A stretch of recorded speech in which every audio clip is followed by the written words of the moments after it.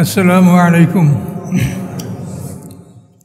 अऊज़ु बिल्लाहि मिनश शैतानिर रजीम। बिस्मिल्लाहिर रहमानिर रहीम। वक़ज़ा रब्बुका अल्ला ता'बुदू इल्ला इय्याहु व बिल वालिदैनि इहसाना। आदेश करेছেন আপনার রব আল্লাহ তা'বুদু ইল্লা ইয়্যাহু, যে তোমরা আল্লাহ ছাড়া কারো ইবাদত করবে না। এটা আল্লাহ জারি করেছেন, আদেশ দিয়েছেন। ওয়াবিল ওয়ালিদাইনি ইহসানা, এবং পিতামাতার প্রতি সদ্ব্যবহার করবে, সদাচরণ করবে।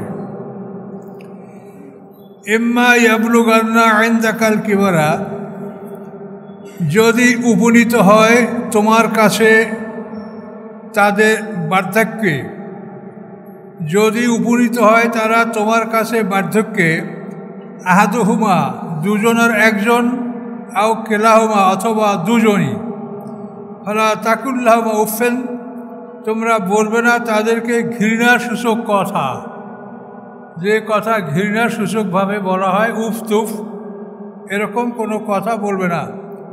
ওয়ালা তানহারহুমা, এবং তাদেরকে ধমক দেবে না, তাড়াবে না। ওয়াকুল্লাহুমা কাওলাম মা'রুফা, এবং তোমরা বলবে তাদের সাথে কাওলাম মা'রুফা, কাওলান কারীমা, সম্মানিত জনক কথাবার্তা। এখানে দেখেন আল্লাহ তাআলা তার ইবাদতের পরেই যে আদেশটা আমাদেরকে দিলেন সেটা হলো পিতামাতার প্রতি সদ্ব্যবহার। আল্লাহর ইবাদত করার পরেই ২ নম্বর কাজ যেটা আমাদেরকে করতে বললেন, আল্লাহ তা'বুদু ইল্লা ইয়্যাহু ওয়া বিল ওয়ালিদাইনি ইহসানা। আল্লাহর ইবাদতের আদেশের পরপরই তিনি পিতামাতার সেবা যত্নের জন্য আদেশ দিলেন। তাদের দুজনের একজন অথবা উভয় যদি তোমার সামনে বার্ধক্য উপনীত হয়, তুমি তাদেরকে ঘৃণার সূচক, অবজ্ঞার সূচক কোনো কথা বলবে না, তাদেরকে ধমক দিবে না, তাদের সাথে সম্মানসূচকভাবে কথাবার্তা বলবে। তো এটা ফরজ, আল্লাহ যেগুলি আদেশ করেন সেটা ফরজ। কাজে পিতামাতার সাথে এই আচরণ করা ফরজ। এটা আমরা মুসলিম জগতে আমরা এটা মানি, ব্যতিক্রম কিছু আছে সেটা সামান্য, কিন্তু গোটা বিশ্বের মুসলিম পিতামাতার সেবা যত্ন করেন। তো অন্যান্য জাতির জন্য বার্ধক্য একটা মহাবিপদ। বার্ধক্য আসলে অন্যান্য জাতিরা তাদের পিতামাতাকে বৃদ্ধাশ্রমে বা ওইভাবে কোনো হাসপাতালে তাদেরকে রেখে দেয়, ওখানেই তাদের একা একা মৃত্যু হয়। তো ইসলাম পৃথিবীর সর্বশ্রেষ্ঠ ধর্ম, আল্লাহর বিধান। কাজে এখানে আল্লাহ তাআলা সমস্ত বিধানগুলি আমাদের কল্যাণের জন্য আল্লাহ আদেশ দিয়েছেন। তা আমরা পিতামাতার সেবা যত্ন করব। মনে রাখবেন আল্লাহ একথা বলে নাই যে তোমার বউ, তোমার স্ত্রী তোমার পিতামাতার সেবা করবে। কিন্তু সমাজে এই ত্রুটিটা ব্যাপক দেখা যায়, যারা স্ত্রীকে তারা কম্পেল করে, বাধ্য করে পিতামাতার সেবায়। এটা কিন্তু তাদের উপর একটা জুলুম। আল্লাহ কোথাও বলে নাই যে তোমার বউ, তোমার বিবাহিত স্ত্রী পিতামাতার সেবা করবে, বলছে তোমাকে, তুমি করবে। তুমি যদি এই সেবা করো, তোমার স্ত্রী যদি জ্ঞান থাকে, সে দেখে নিজে অগ্রসর হয়ে আসবে, আমার স্বামী এটা করতেছে, তাহলে আমার এটা করা দরকার। তো এই জন্য পিতামাতার বিষয়ে আপনারা সতর্ক থাকবেন। স্ত্রীর জন্য পিতামাতা যেন কষ্ট না পায়, পিতামাতার জন্য যেন স্ত্রী কষ্ট না পায়, উভয় দিক রক্ষা করে আপনি চলবেন। আপনার স্ত্রী সে সবাইকে ছেড়ে, আত্মীয় স্বজন ত্যাগ করে আপনার কাছে চলে আসে, সে যদি আপনার কাছে আশ্রয় না পায়, আপনার একটা ভালো ব্যবহার না পায়, তাহলে সে কোথায় যাবে? সে সব আত্মীয় স্বজন ত্যাগ করে আপনার কাছে আসছে। এ সমস্ত বিষয়গুলি আপনারা মাথায় রাখবেন।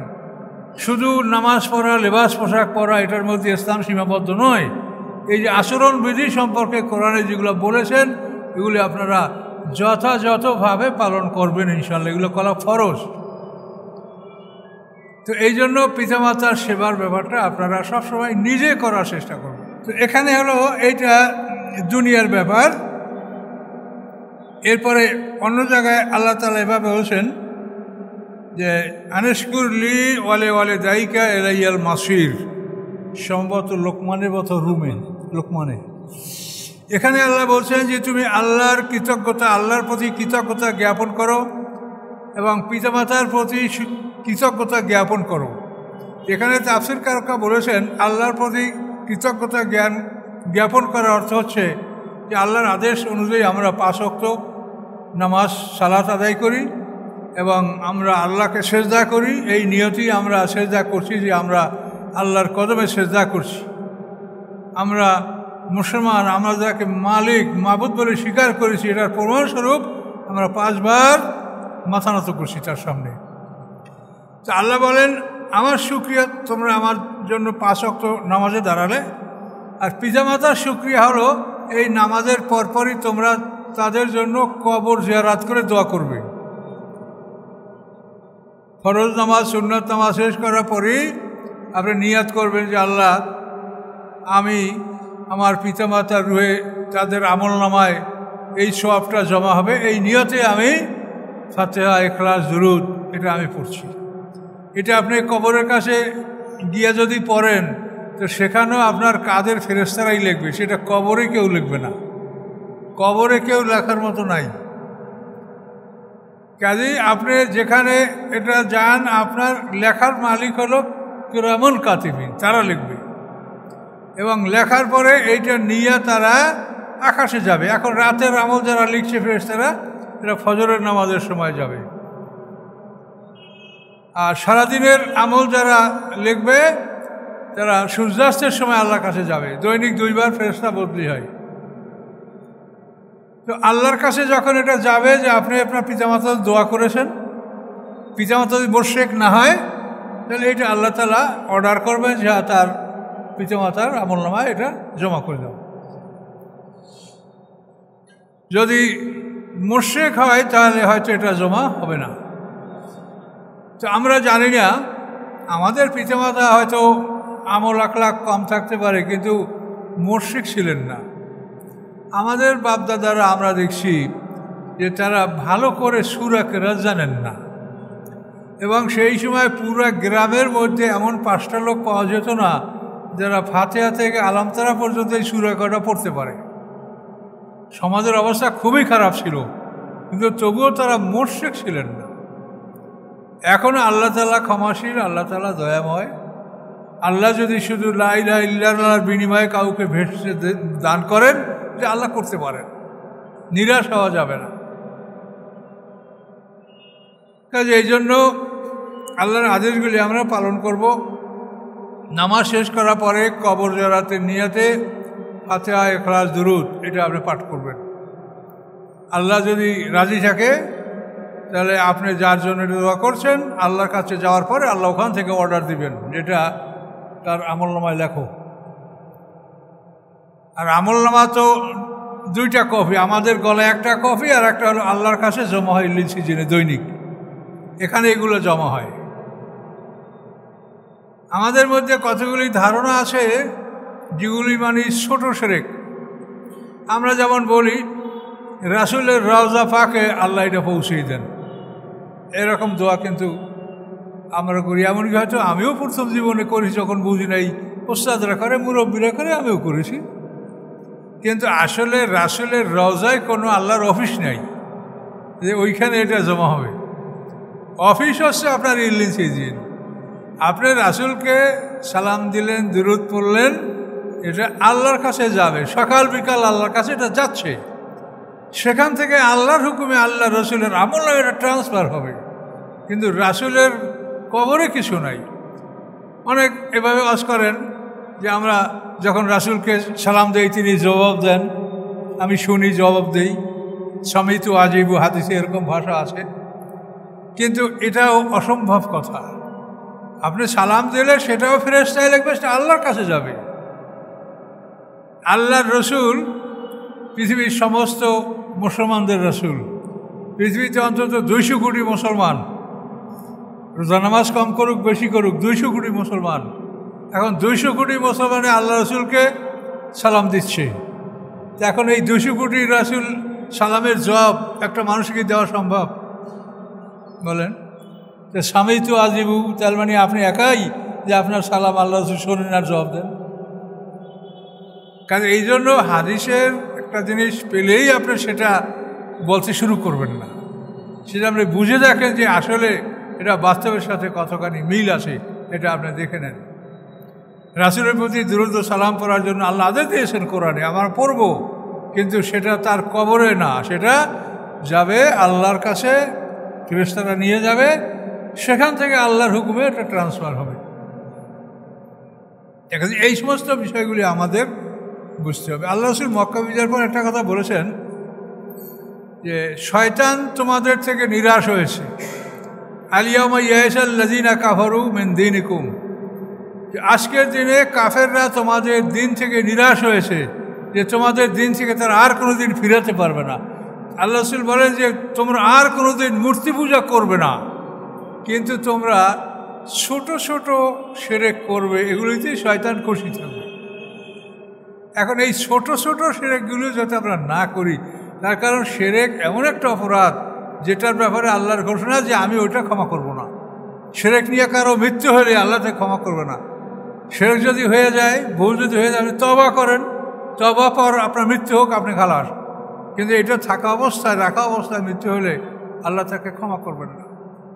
এই জন্য এসব ব্যাপারে আপনাদেরকে সতর্ক হতে হবে। রাসূলকে আল্লাহ যেভাবে সম্মান দেখাতে পারছেন সেভাবেই সম্মান দেখান, আপনি বাড়াতে যাবেন না, বাড়াতে কমাতে কোনোটাই আপনি যাবেন না। আসেন, ওয়াকফেজ লাহুমা জানাহা যুল্লি, বিছিয়ে দাও তাদের জন্য তোমার মিনার রহমাতে, তোমার দয়ার নম্র হস্তদয়, হাত দুটি দয়ার নম্র হস্তদয় তুমি তাদের জন্য সম্প্রসারণ করে দাও, বাড়িয়ে দাও। অকুল, এবং তুমি বলো রব্বের হামহুমা, হে রব তাদের প্রতি আপনি রহমত নাজেল করেন, কামা রব্বায়ানি সগীরা, যেভাবে তারা আমাকে ছোটোবেলায় লালন পালন করেছে। তাহলে এই পিতামাতার লালন পালনটাকে আল্লাহ রবের মর্যাদা দান করলেন। আল্লাহ নিজে রব, আর পিতামাতাকেও বললেন কি রব, রব্বায়ানি, তারা দুজনে আমাদেরকে লালন পালন করেছেন। তাহলে পিতামাতার লালন পালন এটাকে আল্লাহ তাআলা রবের মর্যাদা দিয়েছেন, যে রব যেরকম পালন করে পিতামাতা তোমাদেরকে সেইভাবেই পালন করছে। কাজে এই পিতামাতার ব্যাপারে তোমরা যত্নবান হও, তাদের দোয়া, তাদের সন্তুষ্টি তোমরা নাও, এগুলি তোমাদের জন্য খুবই জরুরি। রব্বুকুম আ'লামু বিমা ফি নুফুসিকুম, তোমাদের রব ভালো জানেন যা কিছু আছে তোমাদের মনের মধ্যে। ইন তাকুনু সালিহিনা, যদি তোমরা হও সৎকর্মপরায়ণ, ফাইন্নাহু কানা লিল আওয়াবিনা গাফুরা, নিশ্চয়ই আল্লাহ হন তার অভিমুখী যারা হয়, তার দিকে রুজু যারা হয়, তিনি আল্লাহ তাদের জন্য ক্ষমাশীল, দয়াময়। ও আতিজাল কুরবা হাক্কাহু, এবং নিকটতম আত্মীয়স্বজনদেরকে তাদের হক দিয়ে দাও। অল মিসকিনা, এরপর মিসকিনদেরকেও হক দিয়ে দাও। আপনার সাবিল, মুসাফিরদের হক আদায় করো। ওলা তুবাজদের তাবজিরা, কখনোই অপব্যয় করবে না। ইন্দাল মুবাজ্জিরিনা কানু ইখওয়ানা শায়াতিন, নিশ্চয়ই অপব্যয়কারীরা শয়তানের ভাই। অকানা শয়তান রাব্বি কাফুরা, এবং শয়তান তার রবের প্রতি অকৃতজ্ঞ। এখন দেখেন, ও আতি জালকুর হক, দেও নিকটতম আত্মীয়কে তার হক।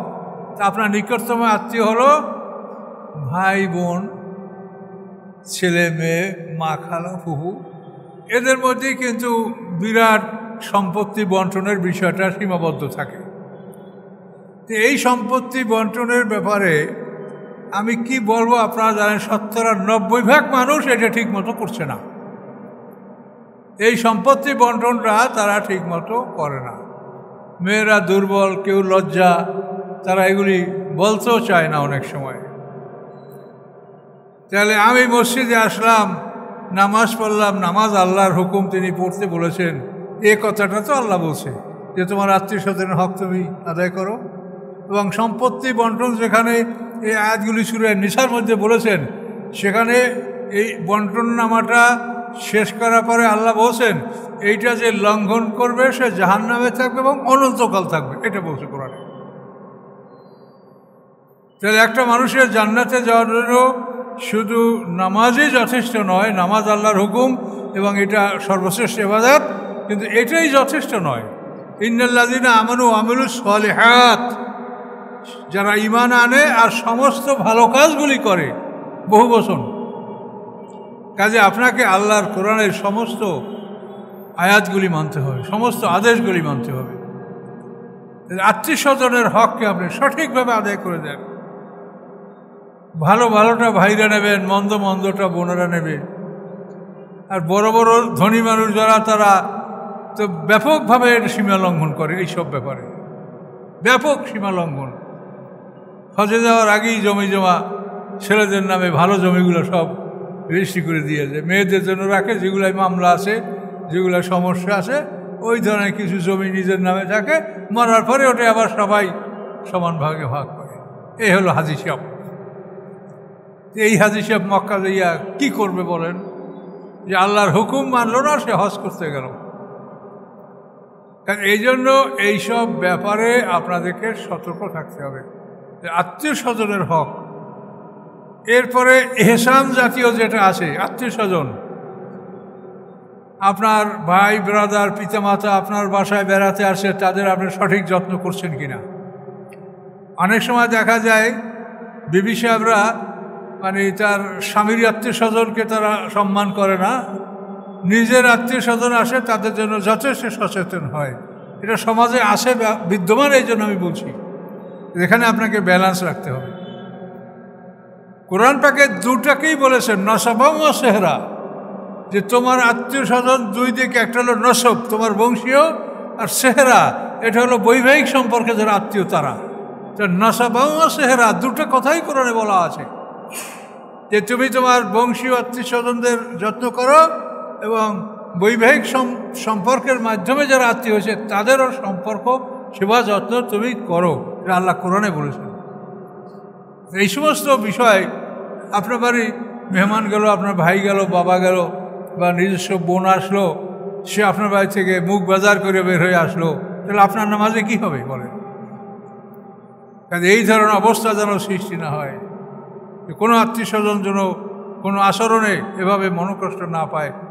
যদি আপনার অভাব থাকে, কষ্ট থাকে, বুঝিয়ে বলেন। আপনার নিজস্ব আত্মীয় স্বজনরা আপনার অভাবযোগ থাকলে আপনার উপরে তারা জুলুম করবে না, যেহেতু তারা আপনার নিজস্ব আত্মীয় স্বজন। এইভাবে আচরণবিধি যেগুলো কোরআনে বলেছে এগুলি আমাদের মানতে হবে। আর কখনো অপব্যয় করবে না, যেটা প্রয়োজন সেটাই ব্যয় করবে। আচ্ছা, মিসকিনদের হক, এটা তো তারা জাকাত ফান্ড থেকে পাবে, এহসানও পাবে।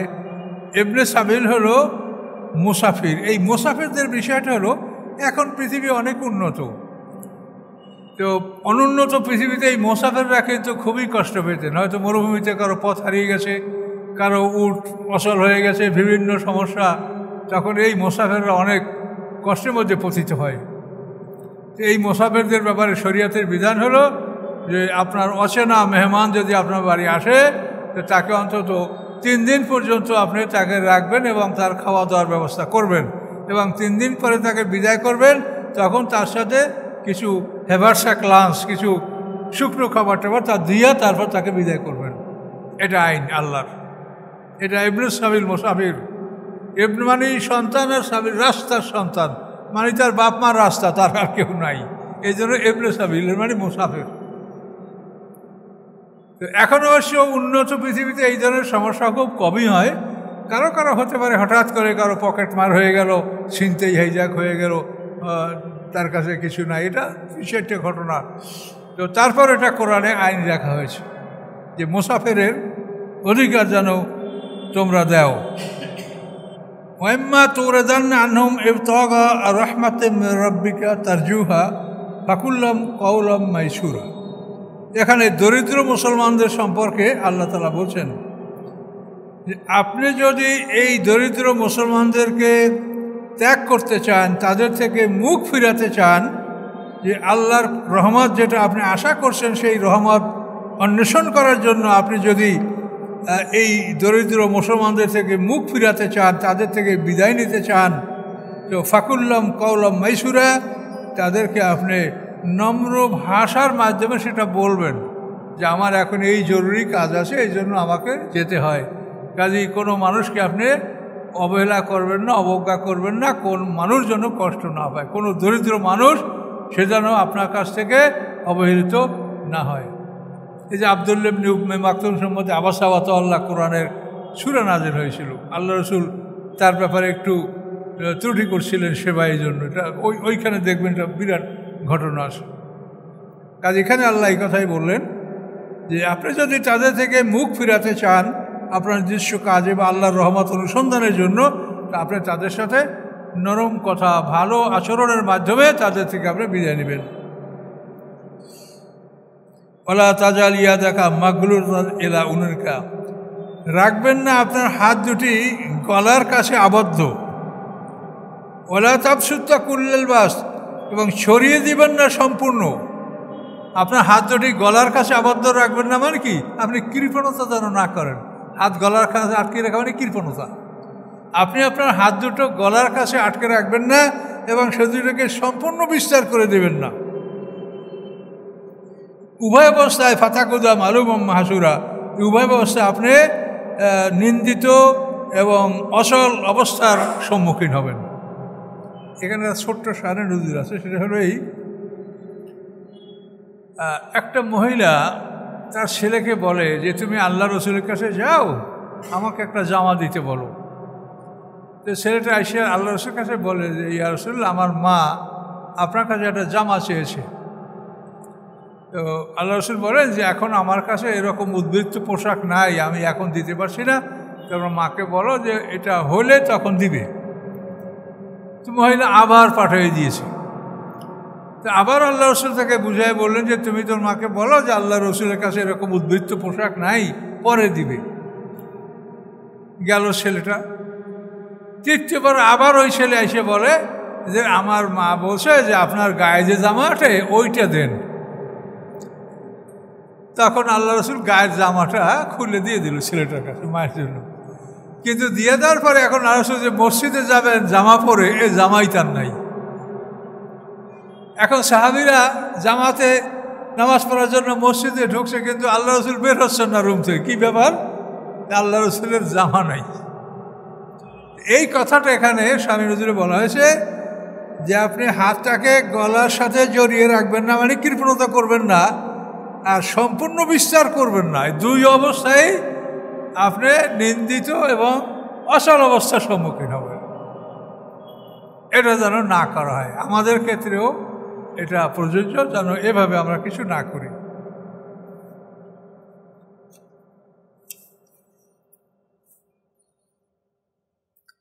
ইন্না রাব্বাকা ইয়াবসুতুর রিজকা লিমান ইয়াশা, নিশ্চয়ই আপনার রব বিস্তার করেন, ছড়িয়ে দেন তার জীবিকা যাকে তিনি ইচ্ছা করেন, ওয়াকদের, এবং তিনি কমিয়ে দেন। যাকে ইচ্ছা তিনি ব্যাপকভাবে রিজক দান করেন, যাকে ইচ্ছা তিনি কমিয়ে দেন। ইন্নাহু কানা বিবাদিহি খাবীরাম বাসীরা, নিশ্চয়ই আল্লাহ তাআলা তার বান্দা সম্পর্কে খবরও রাখেন এবং দেখেন। রিজক বেশি দিলে অনেক সময় মানুষেরা বিদ্রোহ করে, এটা কোরআনে বলা আছে অন্য জায়গায়, ওয়ালাউ বাসাতাল্লাহু রিজকা লিইবাদিহি লাবাগাউ ফিল আরদ, আল্লাহ যদি তাদের রিজক বাড়িয়ে দেন তো পৃথিবী তারা বিদ্রোহ করবে। এই জন্য আল্লাহকে ইউনাজ্জিলু বিকাদারি মা ইয়াশা, আল্লাহ তারা নিশ্চিত নির্ধারিত যেটা পরিমাণে তাদেরকে রিজক দেন, বাড়িয়ে দিলে বিদ্রোহ করবে। এটা আমরা বাস্তবে দেখি। দেশে যদি আমাদের বরিশালের কথা বলছি যে মাঠে ধান ভালো, তারপর গাছে সুপারির ফসল ভালো, তারপর মাঠে যে ডাল বুনো সেটা ভালো, এভাবে যদি একটা দেখা যায় সব দিক দিয়ে ফসলাদি ভালো, তখন গ্রামের কিছু লোক তারা মনে করে যে একটা যাত্রা পার্টি বা একটা সার্কাস পার্টি যদি আনা হয় তো 1 মাস পর্যন্ত চলতে পারবে, সবাই হাতে টাকা পয়সা আছে। আর নিজের মটকায় যদি চাল থাকে তো ছেলেপেরা বিক্রি করে আসবে আমাদের প্যান্ডেলে। আর যদি অবস্থাটা এই হয় যে ধানের খবর ভালো না, সুপুরির ফসল ভালো না, মাসে কালাই ফসল ভালো না, তা ওই বছর কিন্তু আর এই ডানা কাটা পরিষেই গ্রামে ঢুকবে না। এইভাবে অনেক সময় রিজক বাড়িয়ে দিলে যে ক্ষতি হয় আল্লাহ সেটা বললেন যে আমি রিজেক বাড়িয়ে দিলে অনেক সময় বান্দারা বিদ্রোহ করে থাকে, এই জন্য আমি রিজেকটা নিয়ন্ত্রণে রাখি। আর কাফেরদেরকে আল্লাহ বাড়িয়ে দেন। কাফেরদের ব্যাপারে সূরা যুখরুফে আল্লাহ বলেছেন যে সব মানুষ কাফের হয়ে যাবে। এই সম্ভাবনা যদি না থাকতো তো রহমানের সাথে যারা কুফরি করে তাদের বাড়ি ঘর দরজা সিঁড়ি ছাদ আমি সব স্বর্ণ দিয়ে তৈরি করে দিতাম। যার কারণ মরার পরে মৃত্যুর পরে তারা কিছু পাবে না, কাজে এই জগতেই আমি তাদেরকে সব নিয়ামত দিয়ে দিতাম। কিন্তু আমি এটা দিলে সব মানুষ কাফের হয়ে যাবে, এই জন্য আমি এটা দিচ্ছি না। কিন্তু আল্লাহ বলেন এটা আমার দিতে মনে চায়। ওয়ালা তাকতুলু আওলাদাকুম খাশিয়াতা ইমলাক। খাশিয়াতা ইমলাক, দারিদ্র্যের ভয়ে তোমরা তোমাদের সন্তান হত্যা করবে না। এইটা আরবে ব্যাপক। কন্যা শিশু হত্যা করা হয়তো দারিদ্র্যের ভয়ে। শয়তান তাদেরকে এই পরামর্শ দিত যে কন্যা শিশু এ শুধু খাবে, এর পিছিয়ে শুধু ব্যয় করতে হবে, এ কোনো আয় করতে পারবে না। কাজে কন্যা সন্তান রাখা মানে এগুলির দ্বারা তোমরা গরিব হয়ে যাবে, এদেরকে মেরে ফেলাও। এই জন্য 6 বছরের পরে কোনো কন্যা সন্তান তারা বাঁচিয়ে রাখত না। এটার মধ্যে কোরআনে কঠিন নির্দেশ, ওয়াইজাল মাউদাতে সুয়েলাত বিআইয়ি যামবিন কুতিলাত। এই বাচ্চাদেরকে হাসেমা জিজ্ঞাসা করা হবে কোন অপরাধে এই শিশুদেরকে তোমরা হত্যা করেছ। তো এই জীবিকার অভাবে, খাদ্যের অভাবে সন্তান হত্যা করা, আল্লাহ বলেন দারিদ্র্যের অভাবে তোমরা সন্তান হত্যা করো না। নাহনু নারযুকুহুম, আমি তাদেরকে জীবিকা দান করছি, ওয়া ইয়াকুম, এবং তোমাদেরকেও আমি দান করছি। ইন্না কাতলাম কানা খেতান কাবিরা, নিশ্চয়ই তাদেরকে হত্যা করা এটা বড় ধরনের অপরাধ। আল্লাহ রসুল বলেন ইন্নাকুম বিজওয়াফাইকুম তুরজাকুন আও তুনসারুন। আল্লাহ রসুল বলেন যে তোমাদের দুর্বলদের কারণে আল্লাহ তাআলা তোমাদেরকে রিজিক দান করেন, সাহায্য করে থাকেন। এই দুর্বল হলো নারী এবং শিশু, এরা হলো সংসারের দুর্বল। আল্লাহ বলেন এদের জন্য আমি তোমাদেরকে সাহায্য করি এবং রিজিক দান করে থাকি। কাজে এদেরকে তোমরা ঘৃণা করো না। কাজে আল্লাহর উপরে নির্ভর করতে হবে। রিজিকের জামিন আল্লাহ, সমগ্র পৃথিবীর মালিক আল্লাহ, তার কোনো অভাব নাই, তার কাছেই চাইতে হবে। ওয়ালা তাকরাবুজ জিনা, জিনার ধারে কাছে যাবে না। জিনার ধারে কাছে যাওয়া মানে অপরিচিত মহিলার সাথে কথা বলা, তামাশা করা, এগুলি হলো জিনার ধারে কাছে যাওয়া। অপরিচিত মহিলাদেরকে আমরা তাকাতেও পারবে না, আপনার তাকাতে নিষেধ করছে আল্লাহ। কুল্লিল মুমিনিনা ইয়াগুদ্দু মিন আবসারিহিম, আল্লাহ বলছেন মোমেন পুরুষদেরকে বলেন তারা চক্ষু যেন নিচে রেখে তারা চলাফেরা করে। অকুল্লুল মুমিনাতি ইয়াগুদ্দুনা মিন আবসারিহিন্না, এবং মোমেন নারীদেরকে বলেন তারা যেন তাদের চক্ষু নিম্নমুখী রাখে, নিচের দিকে যেন তাদের চক্ষুটা ফিরিয়ে রাখে। তাকাতেও নিষেধ। সেখানে নারীদের সাথে কথাবার্তা বলা, হাসি তামাশা করা, গল্প করা ইত্যাদি করা, এগুলির থেকেই আস্তে আস্তে মানুষকে শয়তানে জেনার দিকে নিয়ে যায়। এই জন্য আল্লাহ বলছেন ওয়ালা তাকরাবুজ জিনা, তোমরা জেনার ধারে কাছেও যেও না। ইন্নাহু কানা ফাহিশা, নিশ্চয়ই এটা অশ্লীল কাজ, ওয়া সা সাবিলা, এবং অত্যন্ত খারাপ রাস্তা। এই জেনার কারণে এমন একটা রোগ সৃষ্টি হয় যেই রোগের কোনো চিকিৎসা নেই। সেই রোগটা হলো এইডস রোগ। এইডস রোগ এটা জেনার কারণে সৃষ্টি হয়। তো এই জেনার থেকে আল্লাহ সতর্ক করছেন। আল্লাহ এই কোরআন নাযিল হয়েছে ১৫০০ বছর আগে। এই এইডস রোগে যাতে আমরা আক্রান্ত না হই, এজন্য আল্লাহ তাআলা জেনার ব্যাপারে সতর্ক করেছেন। তো এই রোগটা হচ্ছে কিভাবে জেনায়, সেটা আপনাদেরকে একটু বলছি। যে মানুষের দেহে বিভিন্ন সময় রক্তের প্রয়োজন হয়। যে আমার নিজেরই একটা অপারেশনে, আমার 2007 সালে আমার দেহে অপারেশন 2 ব্যাগ রক্ত লাগছে। যে কোনো সময় মানুষের অ্যাক্সিডেন্ট বিপদে রক্ত প্রয়োজন হয়। তো রক্তের প্রয়োজন হলে সেখানে রক্তের গ্রুপ পরীক্ষা করে ওই গ্রুপের রক্ত তাকে দিতে হয়। যদি গ্রুপ ঠিক না থাকে, অন্য গ্রুপের রক্ত ঢুকান, তাহলে কিন্তু আমার মারাত্মকভাবে জীবনটাই নষ্ট হয়ে যেতে পারে। এখন এই রক্ত ঢুকানোর জন্য গ্রুপ মিলাতে হয়। এই জন্য পুরুষের যে বীর্যটা, এটা রক্ত থেকে সৃষ্টি হয়। এই জন্য রক্তের যেরকম গ্রুপ, বীর্যেরও তেমনি গ্রুপ। কাজেই বিভিন্ন গ্রুপের রক্ত কোনো দেহে ঢোকলে যখন ওই দেহটা ধ্বংস হয়, ওইভাবে বিভিন্ন পুরুষের বীর্য যদি একটা মহিলার ইউটেরাসে প্রবেশ করে, ওই মহিলা ধ্বংস হয়, তার এইডস রোগ হয়। এই বিভিন্ন বীর্যের কারণে, মিশ্র বীর্যের কারণে তার এই রোগটা হয়। এবং এই রোগ থেকে বাঁচার জন্য আল্লাহ তাআলা যে সতর্কতা দিয়েছেন কোরআনে, এটা অবাক কাণ্ড। একটা মেয়ে লোক তালাক হইলে 3 হাজ অপেক্ষা করতে হবে, তার আগে বিয়ে দেওয়া যাবে না। এটা কারণটা কি?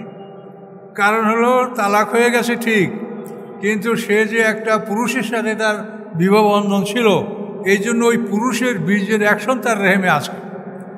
কাজে এই অবস্থায় যদি তাকে আর এক পুরুষের সাথে বিয়ে দেওয়া হয় এবং আর এক পুরুষের বীর্য যদি সেখানে আসে, তো এই মহিলার এইডস রোগ হবে, পুরুষের এইডস রোগ হবে, মহিলাটা ধ্বংস হবে, স্বামী স্ত্রী ধ্বংস হবে। এই জন্য আল্লাহ তাআলা বলছেন যে তালাক দেওয়ার সাথে সাথে তোমরা তাকে অন্যত্র বিবাহ দিতে পারবে না, 3 হাজ পর্যন্ত অপেক্ষা করতে হবে। 3 বার রক্তক্ষরণ হয়ে গেলে 3 মাসে তখন তার রেহেমটা পবিত্র হয়ে যাবে, পরিষ্কার হয়ে যাবে। এখানে এখন যদি অন্য পুরুষের বীর্য আসে, কোনো রোগ ব্যাধি হওয়ার সম্ভাবনা নাই। এবং এই জন্য কোরআনে এই বিধান রাখা হয়েছে, ওয়াইজা তাল্লাকতুমুন নিসা, যখন তোমরা কোনো স্ত্রীকে তালাক দাও, তো মানে তোমরা তাকে স্পর্শ করো নাই, মিন ক্বাবলি আন তামাসসুহুন্না, স্পর্শ করার আগে, গোপন সাক্ষাতের আগে যদি তোমরা তালাক দাও, ফামা লাকুম মিন ইদ্দাতিন তা'তাদুনাহা, আল্লাহ বলছেন তোমাদের কোনো ইদ্যত লাগবে না।